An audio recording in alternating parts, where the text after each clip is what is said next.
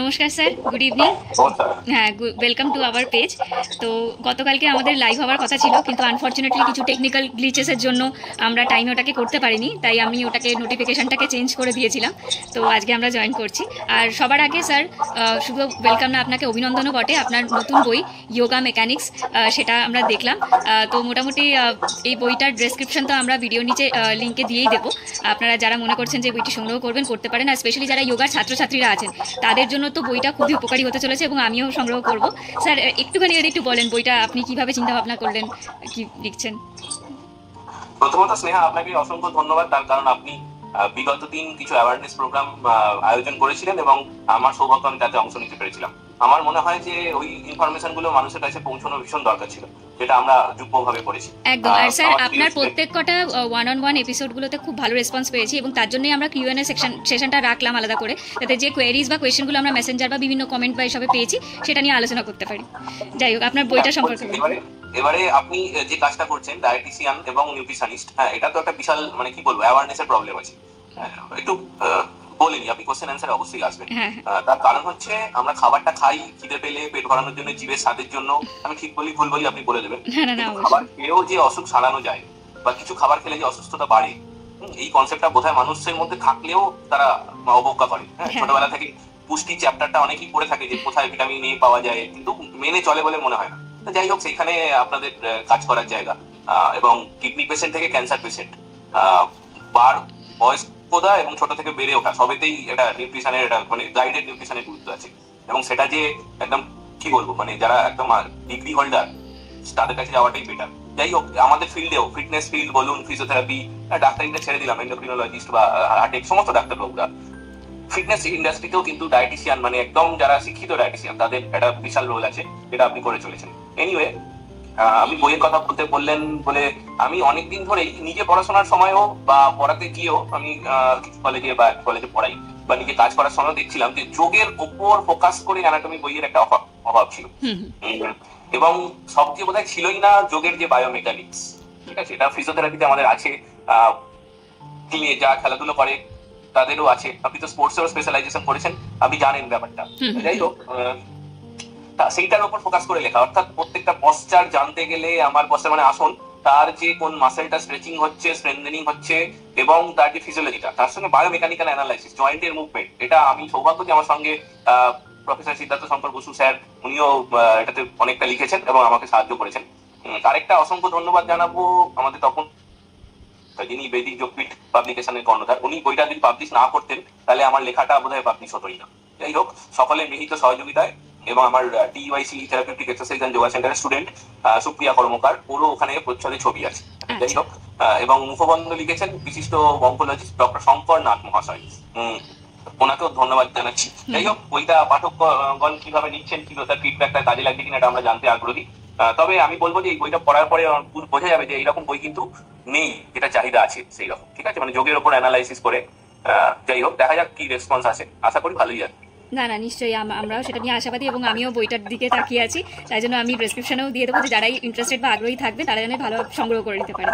যাই হোক, তো আজকে সেশন, এবার আমি কোয়েশ্চেন আনসার সেশনেই যাব, কারণ মোটামুটি চেষ্টা করেছি যে টপ যে কোয়েশ্চেন আনসার যেগুলো মোটামুটি একটা কমন কোয়েরিজের মধ্যে পড়ছে যোগা সম্পর্কে, তো বই ছাড়াও সেগুলো যাতে আমরা একটু নিজেদের অ্যাওয়ারনেস বা ডিসকাশনের মাধ্যমে তুলে ধরতে পারি, যেটা আমাদের মানে উদ্দেশ্যও ছিল যে একসাথে বসে আলোচনাগুলোর মাধ্যমে। তো প্রথম যে কোয়েরিটা মানে খুব বেশি পেয়েছি সেটা হচ্ছে যে অনেকেরই একটা মিথ আছে, রাদার অনেক ফিটনেসরা যারা জিমে কাজ করছেন তারা এরকম বলে থাকেন যে যোগা করে ওয়েট লস বা প্রপার ওয়েট গেন এই ধরনের জিনিসগুলো নাকি হয় না, ওটা করলে একটু ফ্লেক্সিবিলিটি বাড়ে। তো আমার তো মনে হয় এটা খুব একটা সঠিক কথা হয়তো নয়, কি ঠিক সেটা আপনি ভালো বলবেন। তো আপনি যদি একটু বলেন যে যোগা কিভাবে আমাদের ওয়েট প্রপারলি লুজ করতে বা ওয়েট গেনের ক্ষেত্রেও সহযোগী হতে পারে। দেখুন, প্রথমত আমি আমার কোনো বক্তব্যে কে কি বলেছেন, কে কি করেছেন, আমি সেই ব্যাপারে ঢুকি না। আমি যতটুকু সীমিত জ্ঞানে জানি সেটা নিয়েই আলোচনা করি, আপনি খেয়াল করেছেন। আমি একটু বলি, আমি ফিজিওথেরাপিস্টে, আমি ফিজিওথেরাপিতে এমপিডি করেছি স্পোর্টসে, ফলে আমার ওই এক্সারসাইজ ফিজিওলজিটা একটু দখলে আছে। তারপরে যোগে মাস্টার্স করেছি, তার সঙ্গে সঙ্গে আমার, এটা আমি বলিনি হয়তো কোথাও, আমার ক্যালকাটা ইউনিভার্সিটিতে ফিজিওলজি নিয়ে বিএসসি করা আছে। ফলে একটা হিউম্যান বডিতে কি হতে পারে হতে পারে না সেটা আমি কিছুটা হলেও জানি বলে আমার বিশ্বাস, হয়তো ভুল ঠিক আমি জানি। এরপরে কে কি বলেছে আমি জানি না, কিন্তু যোগ শুধু আসন এই ধারণাটাই তো ভুল। যোগ একটা জীবনশৈলী, যোগের মধ্যে সাত্বিক, রাজসিক, তামসিক একটা ডায়েটের পার্টও আছে, সেটা আপনার বা মডার্ন মেডিসিন সাপোর্ট করছে কিনা সেটা অন্য বিতর্কের বিষয়। ফলে যোগ করে ওয়েট কমে না, এইটা কিন্তু আমি মানতে পারলাম না। তার কারণ হচ্ছে নিউট্রিশনিস্ট, তার হেল্প লাগবে। আমরা একসঙ্গে ফিটনেস ট্রেনার হোক বা যোগা টিচার হোক, তিনি ডায়েটিশিয়ান মিলিতভাবে কাজ করে তার যদি কোনো অসুস্থতা থাকে সে ডাক্তারের পরামর্শ নিতেই হবে। এন্ডোক্রিনোলজিস্ট হতে পারেন, কার্ডিওলজিস্ট হতে পারেন, নিয়ে কিন্তু একটা হলিস্টিক অ্যাপ্রোচ করে তার ওয়েট বাড়ানোর বিষয়টা করতে হবে বা কমানোর বিষয়টা। আজকে পুজো এসে গেল, আমি ওয়েট কমিয়ে ফেললাম, কালকে আমার অন্য চাহিদা আছে ওয়েট বাড়িয়ে ফেললাম, একদম নয়। একটা স্টেবল ওয়েট মেনটেন করা ভীষণ জরুরি। হ্যাঁ, এটাই আমি বলবো যে আমি শুধু যোগ করে ওয়েট কমাবো, শুধু ফিটনেস করে ওয়েট কমাবো, শুধু ডায়েট করে বা আমি বলছি একসঙ্গে মিলিতভাবে কাজ করার কথা, তাহলে কিন্তু অনেক লাভবান হবেন ব্যক্তি। একদম একদম। আর এটা ভাবাটা খুব কারণ যোগা যেহেতু আপনার থেকে বা অন্যান্য যারা যোগা টিচার আছে তাদের থেকেও আমি যেটা জেনেছি, যোগা শুধুমাত্র ফিজিক্যাল হেলথে না, আমাদের মেন্টাল ওয়েলনেস সব কিছুর ওপর কাজ করে। তো ওয়েট গেনের ক্ষেত্রে সচরাচর দেখা যায় যে অনেকে নিজের ক্রেভিংসটা কন্ট্রোল করতে পারছে, বা ইমোশনাল ইটিং, মানে ইমোশনাল হয়ে একটু বেশি, বা চোখের খিদে যেটাকে বলে, সেই ব্যাপারগুলো বেশি আসে। তো আমার যদি মাইন্ড বডি একটু কামনেস চলে আসে, তাহলে আমরা এই জিনিসগুলো তো অনেক সহজে একটা মানুষ ওভারকাম করতে পারে। যাই হোক, থ্যাংক ইউ সো মাচ। এটা তো একটা মোটামুটি মিথ বা ওই আর কি একটা বাজার চলতি কথা টাইপের আমরা বুঝতেই পারলাম। সেকেন্ডলি যে কথাটাতে আমরা আসবো সেটা হচ্ছে এখন যে সময়টার মধ্যে দিয়ে আমরা যাচ্ছি, একটা না শীত না গ্রীষ্ম না বসন্তকাল, মানে বসন্ত তো সেইভাবে আমরা বুঝতেও পারি না, মাঝে মাঝে আবার বৃষ্টি হচ্ছে, মানে এই সময়টা খুব বাজেভাবে ঠান্ডা লেগে যাওয়া, জ্বর সর্দি হওয়া, মানে যেটাকে বলে ইমিউনিটির জন্য খুব একটা ভালো সময় নয়। আর যে জেনারেলি পক্স, হাম এই ধরনের সমস্যাগুলো এই সময়টাতেই বেশিরভাগ দেখা যায়, এবং কোভিডও এই টাইমটাতেই বেশি বাড়াবাড়ির দিকে গিয়েছিল। তো ইমিউনিটি বুস্টিং এর ক্ষেত্রে যোগের কি ভূমিকা আছে সেটা যদি একটু হাইলাইট করেন, কারণ এটা নিয়ে খুব একটা সত্যি কথা বলতে কথা হয় না। আপনি যদি এই ব্যাপারটাতে একটু হাইলাইট করেন। প্রথমত আপনি যে ওয়েদার চেঞ্জিং এর কথাটা বললেন, এই সময় ভাইরাসগুলো অ্যাক্টিভেট হয়, মানে একটু বেশি অ্যাক্টিভেট হয়। এইটা যদি ওয়েদার চেঞ্জ না হতো, আমাদের যে অ্যাকোয়ার্ড ইমিউনিটি এটা তৈরি হতো না। ভাইরাস গুলো আছে বলে ইমিউনিটিটা ভালো করে তৈরি হয়, ফলে ওদেরও একটা দরকার আছে। এবার তার শরীরে কিভাবে এফেক্ট করছে, কতটা টক্সিন ছেড়ে যাচ্ছে, কতটা রোগ করছে, সেটা তো অবশ্যই তিনি ভুগবেন বা ভুগছেন। এবার তাহলে ইমিউনিটিতে চলে আসি। তার মানে ওয়েদার চেঞ্জটা একটা দিক থেকে ভালো, কিন্তু ঠিক আছে, কেননা আমাদের তো অর্জিত অনাক্রম্যতা যেটা বলে, যেটা ছোটবেলায় পড়ানো হয়েছে, সেটাও দরকার, যেটা ন্যাচারাল নেচার থেকেও আসে এবং আমরা ভ্যাকসিনের মাধ্যমে পেয়ে থাকি। যাই হোক, তাহলে যোগ কি ইমিউনিটি বাড়ায়? ইমিউনিটি কথাটাকে যদি আপনি রোগ প্রতিরোধ ক্ষমতা হিসেবে ধরেন, অবশ্যই বাড়ায়। এবং আপনি যদি ইমিউনিটির বাংলাটাকে অনাক্রম্যতা করেন, তাহলে আমি বলবো যে ডাইরেক্টলি ওর সঙ্গে এর রিলেশন নেই। আমি কখনোই বলতে পারি না যে যেমন এইটা করুন ইমিউনিটিটা বেড়ে যাবে। এটা কিন্তু শরীরের নিজস্ব একটা ক্রিয়া, মানে প্রতিবর্ত ক্রিয়া বলতে পারে, যেখানে ওই ডাইরেক্টলি বাংলা করে দিলাম ইমিউনিটি মানে অনাক্রম্যতা, তাহলে হবে না। ইমিউনিটি মানে যদি রোগ প্রতিরোধ ক্ষমতা হয়, তাহলে অবশ্যই হবে। যেমন ইমিউনিটিতে বাড়ানোর জন্য আপনাদেরও বিশাল রোল আছে, আপনি একটু বলুন না আমার সঙ্গে। না স্যার, আমি তো অবশ্যই বলছি। দেখুন, একটা কনসেপ্ট আমি দেখেছিলাম স্পেশালি কোভিডের পর, তো জিনিসটা মানে দাবানলের মতন ছড়িয়ে গেল যে কাঢ়া, ওরে বাবা, লোকে কাঢ়ার মধ্যে কি না কি দিচ্ছে, পারলে তো বাড়ির মানে গাছগাছটার মধ্যে গুণ জেনে নিয়ে সেটা দিয়ে দেবে, মানে তুলসী পাতা থেকে শুরু করে জিরে থেকে শুরু করে সবকিছু দিয়ে কাঢ়া করে খেলেই সব সমস্যার সমাধান। কিন্তু আপনি যেহেতু এই ইয়েতেই আছেন, আপনি বলেন ফিজিওলজিতেও আপনি পড়াশোনা করছেন, আপনি জানেন যে যেমন মেডিসিনের একটা ডোজেজ হয়, সেরকম এই হার্ব বা এই আয়ুর্বেদিক জিনিসগুলোর একটা নির্দিষ্ট ডোজেজ আছে। প্লাস যেহেতু অনেক মানুষের ব্লাড থিনার, আজকালকার দিনে কোলেস্ট্রলের মেডিসিন যেগুলো, এই জিনিসগুলো চলে, তো যেটা বুঝলাম যে সাপ্লিমেন্টেশন এই হার্বাল জিনিসগুলোর ক্ষেত্রে মানুষের জ্ঞান বা ধারণা অনেক কম। যেমন হচ্ছে হলুদ বা কারকিউমিন, যেটা হলুদের যে কম্পোনেন্টটা আমাদের ইমিউনিটি বাড়ানোর ক্ষেত্রে আমরা শুনেছি, সেটার মধ্যে কিন্তু ব্লাড থিনার কম্পোনেন্ট থাকে। যদি আমি প্রয়োজনের অতিরিক্ত ব্যবহার করি, সেটাও কিন্তু ভালো না। এবং এই যে তুলসী পাতার মধ্যে একটা মার্কারির কোটিং থাকে, একটা পাতলা যে মোমের মতন আস্তরণটা আমরা তুলসী পাতার মধ্যে দেখি, যেটা সাধারণ কথায় মানে এই যে মানে জানি না যে কতটা কি ব্যবহার করতে হবে, জানি না যে সেটা আমার শরীরের জন্য ভালো কিনা, একসাথে সবকিছু মিশিয়ে কাঢ়া করে খেয়ে নিলেই সব উপকার হয়ে যাবে, এটা তো মানে কোনোভাবেই যুক্তিযোগ্য না। যাই হোক, তো তখন চেষ্টা করেছিলাম বিভিন্ন ওয়েবিনার্সের মাধ্যমে এই অ্যাওয়ারনেসটা ছড়ানো, কিন্তু হ্যাঁ, মানুষ এইটা বুঝতে চান না। মানুষ এই যেটা আপনার সাথে একদিন একটা এপিসোডে আমাদের কথা, যে চটজলদি সমাধানের জন্য মানুষ সবকিছু করতে রাজি, কিন্তু মানুষ একটা মানে নর্মাল হেলদি স্টেটের জন্য, যে একটা মানুষ যদি এটা সত্যি দেখা গেছে যে যিনি একটু ফিট, একটু সুস্থ, যিনি মোটামুটি একটু সকালে হাঁটতে বেরোন, খাওয়া দাওয়াটা একটু বুঝে করেন, তাদের ক্ষেত্রে কিন্তু মানে চট করে অসুস্থ হয়ে যাওয়ার সব প্রবণতাটা আমরা কমই দেখি। হ্যাঁ, জ্বর সর্দি কাশি সবারই হয়তো লাগছে, কিন্তু তার হয়তো অত সে কাবু হয়ে পড়ছে না। বা এবং ভাইরাল যেটা আপনি বলছিলেন, যে এটা অ্যাকোয়ার্ড জিনিস, যে প্রকৃতিতে এই ব্যাপারটা না থাকলে তো আমরা ইমিউনিটির অভাবে শরীরে তৈরি হতো না, এই যে আমরা প্রোটেকশনটা তৈরি করছি। তো সেই ক্ষেত্রে তো সবচেয়ে বড় কথা এই যে ধরুন আপনি যে সমস্ত প্রোডাক্টের নামগুলো বললেন, ন্যাচারাল প্রোডাক্ট, এটা কিছুটা আয়ুর্বেদিকের সাবজেক্ট এবং আয়ুর্বেদিক ফার্মাসির সাবজেক্ট। সেখানে কতটা তুলসী পাতা খাবো, তুলসী পাতার এক্সট্রাক্ট কত এমজি, আমার কত গ্রাম বডি ওয়েটে কতটা দরকার, সেটা কিন্তু একটা ইম্পর্টেন্ট। আমি 10টা তুলসী পাতা খাবো না, তার এক্সট্রাক্টটা কত এমজি খাবো, এমএল খাবো, এগুলো বিশাল ভ্যারি। এগুলো আমার মনে হয় যিনি স্পেশালিস্ট, নিউট্রিশনিস্ট হতে পারেন, আয়ুর্বেদিক হতে পারেন, তার কাছে যাওয়াটাই ভালো। আমি যোগের মাধ্যমে আমি ডাইরেক্টলি ইমিউনিটি বাড়িয়ে দেবো এমন কথা আমি অন্তত বলতে পারি না, যদি সেটা অনাক্রম্যতা হয়। রোগ প্রতিরোধ ক্ষমতা হলে হ্যাঁ অবশ্যই হবে, এবং দীর্ঘদিন অভ্যাস করতেই হবে। তার কারণ সেলুলার লেভেলে যদি আমি ব্লাডটাকে ভালোভাবে পৌঁছতে পারি, সার্কুলেশনটা ভালো হয়, তাহলে সেলুলার লেভেলে অক্সিজেন ভালো যাবে, কার্বন ডাইঅক্সাইড বেশি চলে আসবে, টক্সিন ভালো বেরিয়ে আসবে এবং নিউট্রিশনটা ভালো ঢুকবে সেলুলার লেভেলে, তাহলে তো একদম রোগ প্রতিরোধ ক্ষমতা তো বাড়বেই। থ্যাংক ইউ স্যার, আপনি খুব সুন্দরভাবে বুঝিয়ে বলেন এই যে দুটোর পার্থক্য, অনাক্রমতা এবং প্রতিরোধ ক্ষমতা, এর পার্থক্যটাই হয়তো ভালো করে সাধারণ মানুষের বোঝাটাও ইম্পর্টেন্ট ছিল, আপনি সেটা তো এলাবোরেট করলেন। যাই হোক, আর একটা যেটা কমন সমস্যা এখনকার দিনে দেখা যাচ্ছে, সেটা নিয়ে কোয়েশ্চেনও প্রচুর পেয়েছি, যেহেতু আমরা মানে ম্যাডামের সাথে, পিউ ম্যাডামের সাথে আমরা উইমেন হেলথ নিয়ে দুটো টপিক আলোচনা করেছিলাম। তো অনেক ফিমেলদের থেকেই এটা এসছে যে অনেকের থাকে পিজেন চেস্ট বা একটু ঝুঁকে হাঁটার প্রবণতা থাকে, আপনি হয়তো মহিলাদের মধ্যে বেশি করে এটা খেয়াল করা গেছে, বা অনেক মহিলাদের ক্ষেত্রে আন্ডার ডেভেলপ ফিগার, মানে হয়তো বয়স হয়ে গেছে বাট সেই মতো ফিগারটা ডেভেলপ করেনি। সেই ক্ষেত্রে কি কি স্পেসিফিক আসন বা কি করে এটাকে আমরা কিওর করতে পারবো যোগার মাধ্যমে, যাতে মহিলারাও এটাতে এনকারেজ হন, সেটা একটু যদি আপনি জানেন। মহিলাদের ক্ষেত্রে পিউবার্টির সময় ইস্ট্রোজেনের একটা বিরাট রোল আছে ফিগার কন্ট্রোলের সময়, ঠিক আছে। তা যাই হোক, সেটা তো অন্য বিষয়, কিন্তু এটা ন্যাচারাল ওয়েতে যার যেরকম হবে সেরকম হবে। আমরা যেটা কসমেটিক পারপাসে অনেক সময় অ্যাবডোমেনের চর্বিটা কমানো বলুন বা বাটাক্সে একটু কি বলবো মাসল মাসটাকে একটুখানি এনহান্স করার জন্য, গ্লুট মাসল যেটা আমাদের বড় মাসল সবথেকে, যে রিব কেজের যে ব্যাপারগুলো বললেন, এগুলো আপনারা দেখুন খুব সোজা হিসেব। আমরা জানি সকলেই উষ্ট্রাসন করলে কিন্তু আমাদের বুকের খাঁচা প্রসারণ হয়, expansion of the rib cage, তাহলে উষ্ট্রাসন করা যেতেই পারে, ঠিক আছে। এবার সলভাসন করলে আমাদের বাটক্সের যে বাল্ক সেটা বাড়বে। সুতরাং এরকম অনেক কিছু আছে, কিন্তু অবশ্যই যোগার যিনি টিচার আছেন বা যিনি যোগা থেরাপিস্ট আছেন তার সঙ্গে পরামর্শ করে করতে হবে, তার সঙ্গে খাওয়া দাওয়াটা ঠিক রাখতে হবে, ঠিক আছে। বয়স সন্ধির সময় খুব বেশি করে আপনি বলবেন আশা করি এটা নিয়ে, যে তেল খেয়ে নিলাম, কার্বোহাইড্রেট খেয়ে নিলাম, ভাজাভুজি খেয়ে নিলাম, নিয়ে একটা বিচ্ছিরি হয়ে গেল, কি খাবে কি খাবে না, প্লাস যোগা করবে, সবেরই রোল আছে, ঠিক আছে। আর আরেকটা জিনিস বলছি, এই ফিগার কন্ট্রোল বলুন, এর সঙ্গে তো মুড বা ঘুমের একটা রিলেশন আছে। এখন যে সমস্ত হরমোন ওষুধগুলো আসছে, আমার মনে হয় গাইনোকোলজিস্ট না দিলে সেটা না খাওয়াই ভালো। ডাক্তারবাবু দেখিয়ে খেলে এটার সঙ্গেও কিন্তু আমাদের মহিলাদের বা এরকম ফিগারের কিন্তু একটা গুরুত্বপূর্ণ ভূমিকা, মানে রিলেশন আছে।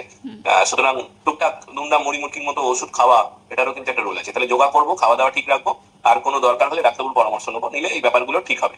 তাহলে আমরা যদি সংক্ষেপ করি, পিজিয়ান চেস্টের জন্য উষ্ট্রাসন আর বাটাকের জন্য সলভাসন, এগুলো করা যেতেই পারে। এছাড়া আমাদের সমস্ত রকম আসনও কিন্তু ইনডাইরেক্টলি এর সঙ্গে যুক্ত, ঠিক আছে। তার সঙ্গে যদি তার ব্রিদিং ট্রাভেল থাকে, তাহলে বিভিন্ন প্রাণায়ামও হেল্প করবে।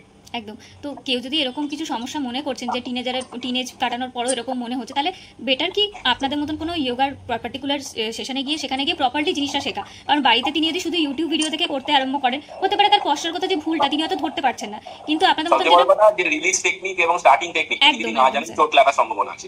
লেগে গেলে সে আর এনকারেজ করা যাবে না তাকে, যে আপনি আবার তার মোটিভেশনটাই নষ্ট, দূর এটা করতে গেলে তো ব্যথা লেগে যায়, দূর দরকার নেই। আমরা যেটা খেয়াল করি যে তার ফিজিক্যাল কন্ডিশন কি আছে, সেই অনুযায়ী তাকে চার্ট করে দিই, এবং যদি দেখি যে তার গ্রুপে হয়ে যায়, তাহলে না হলে আমরা কিন্তু পার্সোনাল ট্রেনিং এর জন্য তাকে আমরা মোটিভেট করি।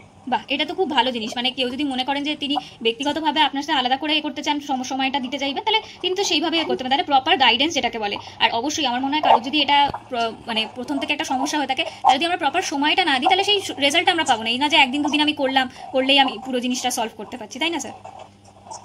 একদমই, সময়টাকে দিতেই হবে, সময় না হলে কিন্তু আমরা সরি বলে দেবো, এটা মানতে হবে।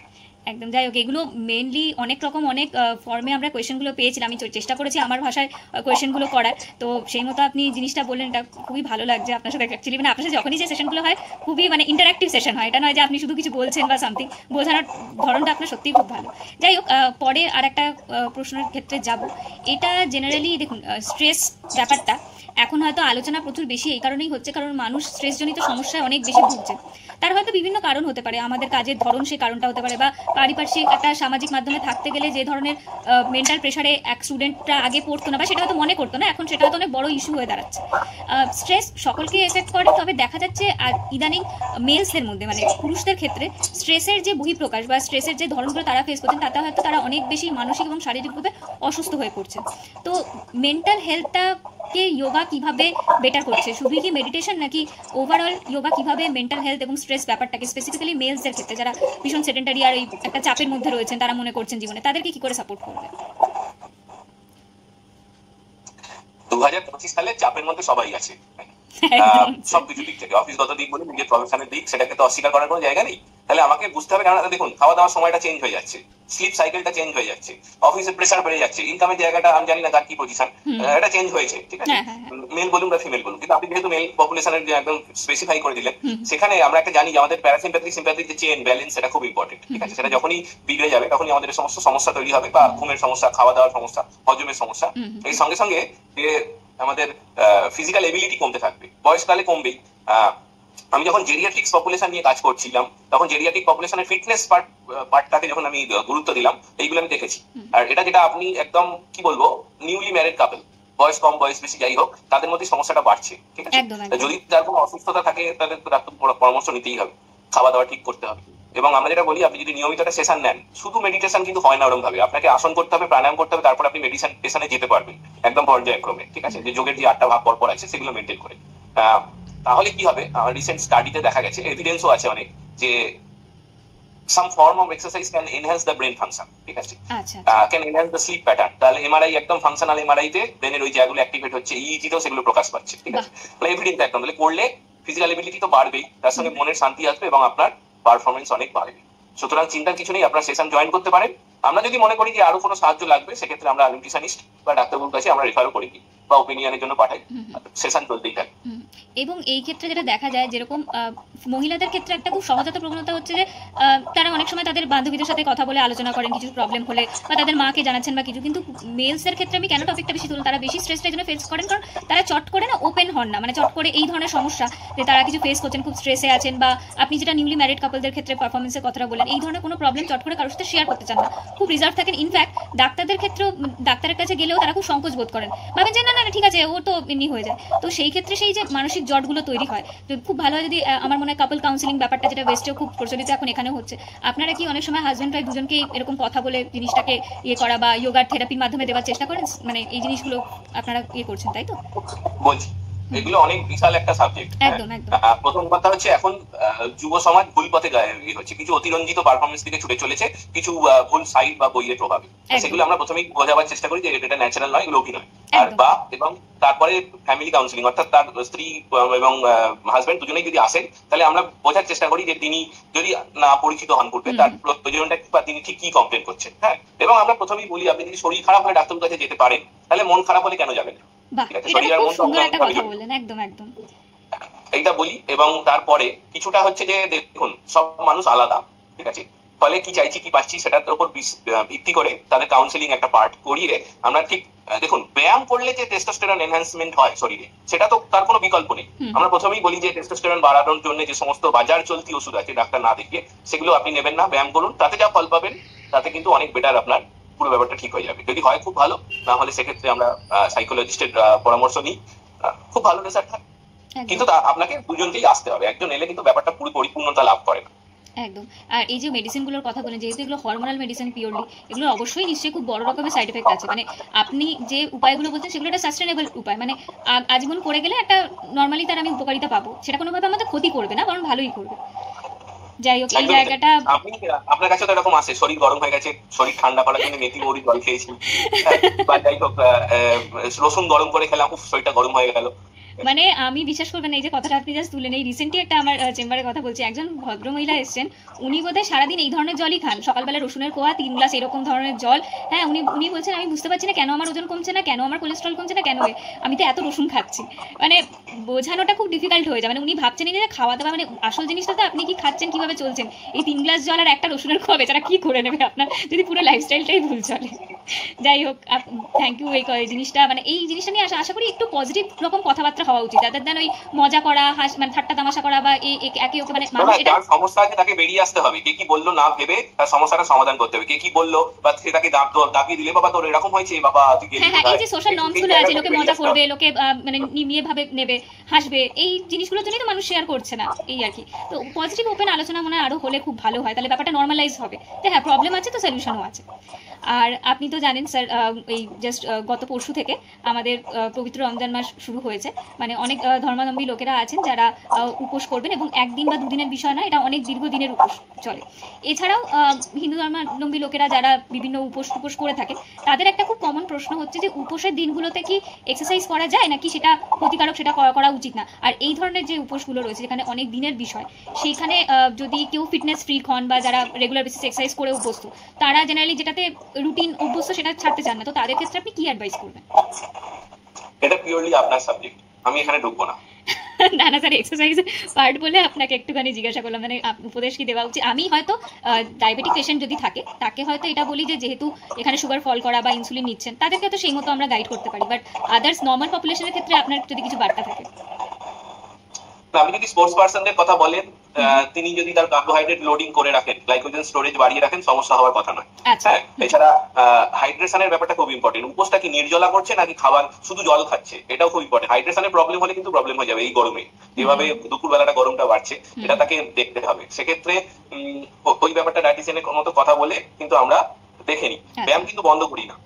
কিছু সারাদিন সারা রাত্রি নয়, যে সময়টা একটু খেয়ে তার একটু পরে এলেন, তাকে আমরা সেই মতো ব্যায়াম করাই। ব্যায়াম বন্ধ করে দিলে কিন্তু হবে না। আচ্ছা, তো যেহেতু মানে সবচেয়ে মানে রমজানের যে উপোসটা ওনারা করেন একদম আর্লি মর্নিং, মানে সূর্য ওঠার আগে ওনারা মিল নিয়ে নেন, আর যেই সানসেট হয়ে গেল তখন, তো 12 আওয়ার্স মোটামুটি তাদের পুরোপুরি কোনো কিছু খান না, এবং মোস্টলি সেটা জল না খেয়েই তারা করে।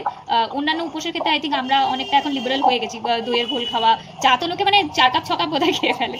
তো সেই জিনিসগুলোই মানে ডায়েটিশিয়ান হিসেবে তো সেটা গাইড করি, বাট আপনি যে কথাটা বললেন যে জেনারেলি আপনারা খুব একটা এক্সারসাইজ বন্ধ করার পক্ষপাতিতে নন, তো তাহলে তার মানে সেটাতে সেরকম কোনো ক্ষতিকারক দিক নেই বা মানে অসুবিধা নেই, তাহলে এটা করতেই পারেন। তিনি ফাস্টিং এ আছেন, তিনি আর কিছু বন্ধ করেননি, চান করছেন, অফিসে বেরোচ্ছেন, এক্সারসাইজটা কেন বন্ধ করবেন? ট্রেনে, লোকাল ট্রেনে যাতায়াত করতে গেলে তো যথেষ্ট ক্যালোরি বার্ন হয়। একদম একদম একদম একদম স্যার। যাই হোক, তো মোটামুটি যে 6টা-7টা কোয়েরিজ আমাদের ছিল, আপনি প্রত্যেকটাতে খুব সুন্দর করে আমাদেরকে আনসার করলেন। তো এই ধরনের কোয়েশ্চেন আনসার সেশনে আপনাদের মতন লোকেদেরকে আমরা প্ল্যাটফর্মে পেয়েছি বলে চেষ্টা করি যতটা সম্ভব তুলে ধরার। অ্যান্ড থ্যাংক ইউ ওয়ার্ডটা হয়তো খুব ছোটো হয়ে যায়, বাট অসংখ্য ধন্যবাদ স্যার আপনার এই মূল্যবান সময়টা দেওয়ার জন্য এবং জিনিসগুলোকে ক্লিয়ার পিকচারে আনার জন্য। আর আপনার বইয়ের জন্য আপনাকে আগামী দিনে অসংখ্য অভিনন্দন। এই বলে সেশনটাকে এন্ড করছি। Thank you so much sir for giving us the time. সবাই খুব ভালো থাকুন। নমস্কার।